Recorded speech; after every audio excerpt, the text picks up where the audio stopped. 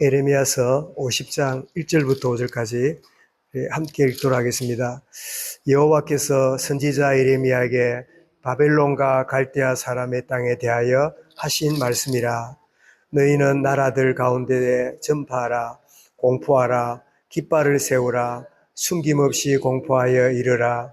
바벨론이 함락되고 베엘이 수치를 당하며 모로닥이 부러뜨려지며 그 신상들은 수치를 당하며 우상들은 부스러진다 하라.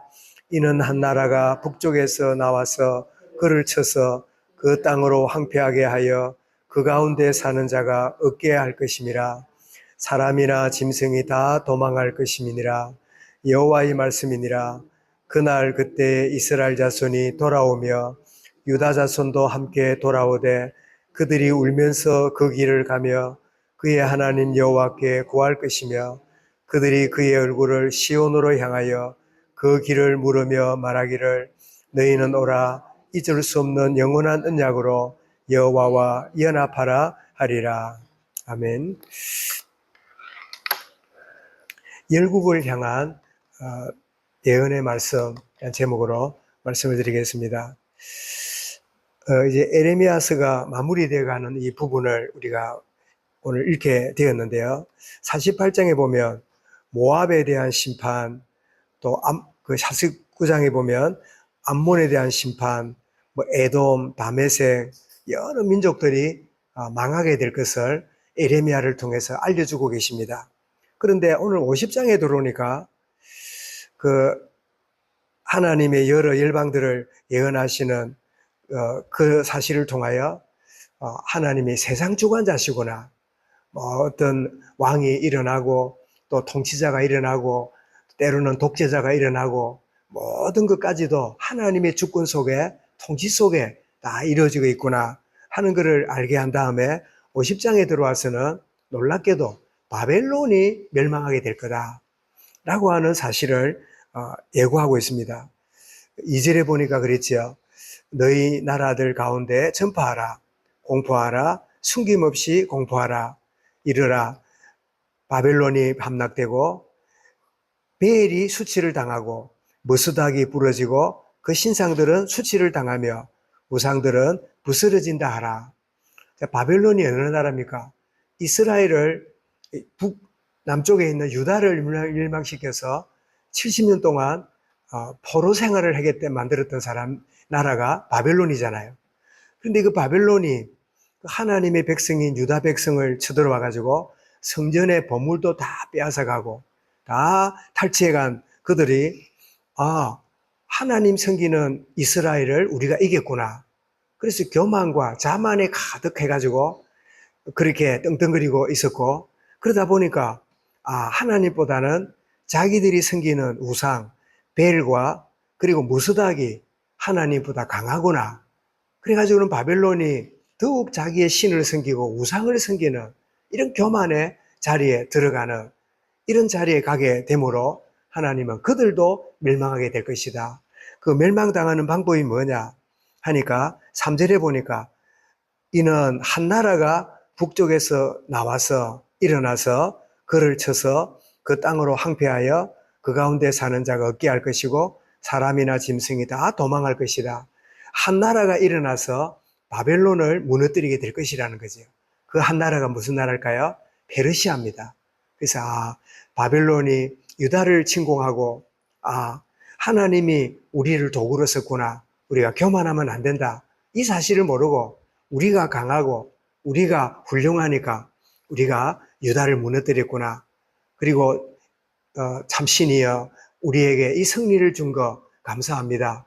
그러면서 더욱 우상을 숭배하는 이런 바벨론을 페르시아를 들어서 무너뜨리는, 그 페르시아가 일어나서 바벨론을 무너뜨리고 그리고 했던 일이 뭐지요? 그 왕이었던 고레스가 70년 바벨론 파로 생활하고 있던 유다를 고국으로 돌아가서 성전을 재건하라고, 가서 성전을 세우라고 그렇게 명령하게 되고, 그리고는 빼앗아왔던 보물까지도 다 그들에게 돌려주면서 그들이 돌아가도록 하는 그런 일이 벌어졌지요. 그래서 시편에 보면 뭐라 그랬습니까? 우리가 그때에 돌아올 때에 입술에는 찬양이 혀에는 노래가 가득하였도다. 그러면서 우리는 꿈꾸는 것 같았도다. 그러면서 이렇게 돌아오는 일이 벌어지는데, 참 놀랍게도 우리 대한민국도 39년 동안 참 일제의 억압 속에 있으면서 뭐 독립군이 뭐 상해에 임시정부를 세우고 뭐 여러 모양으로 애를 썼지만, 뭐 그런 수고는 분명히 했지만, 그러나 이 나라가 독립하는 건 결정적으로 하나님의 은혜와 손길로 2차 대전에 참여 안 하겠다고 발을 빼고 있던 이 미국이, 처칠이 그 편지를 몇 번 보냈답니까? 그 미국 대통령에게, 루즈벨트에게 그 계속적으로 이 편지를 보내면서 이 독일이 지금 영국을 장악하고 또 영국을 침입하는 이런 상황이 벌어질 때 미국이 개입해야 이 독일이 무너지고 2차 대전이 끝나겠구나. 그런 편지를 보내고 이러는데도 미국은 이 참여하면 힘들 거라 생각했는데, 놀랍게도 일본이 우리 아는 대로 미국의 진주만을 공격함으로 그때 수많은 함대와 미군들이 죽게 되면서, 그때 그 미군이 일어나가지고 미국이 일본을 치면서 그 일본이 항복하게 되면서 우리는 해방을 맞이하는 이런 축복을 누렸잖아요. 그래서 독립군의 독립운동, 뭐 애국자들의 수고도 분명히 있지만은, 그러나 결정적으로 우리나라가 해방받게 되는 것은 정말 하나님의 크신 손길로 해방받게 되고 이 축복을 누리게 되는, 꼭 바벨론 포로에서 이스라엘이 돌아오는 것이 그들의 노력과 열심이 아니라 하나님의 크신 은혜로 이렇게 돌아오듯이 돌아오는데, 그들이 돌아올 때 어떤 일이 벌어집니까? 그 4절에 그랬죠. 하나님께 돌아와서, 그러면서 5절에 보니까 그들이 얼굴을 시온으로 향하여, 시온이라 말은 예루살렘을 말하죠. 그 길을 물어 말하기를 너희는 오라, 잊을 수 없는 영원한 언약으로 여호와와 연합하리라.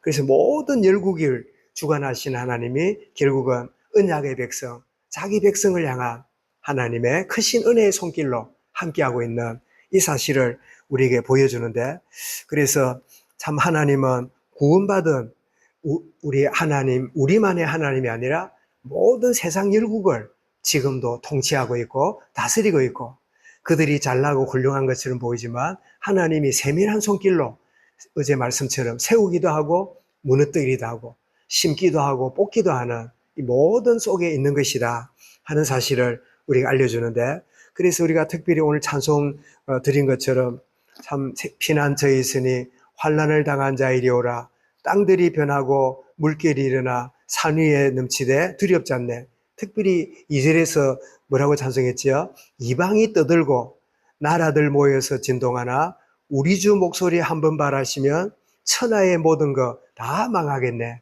아, 하나님은 어디에 침묵하고 계실까?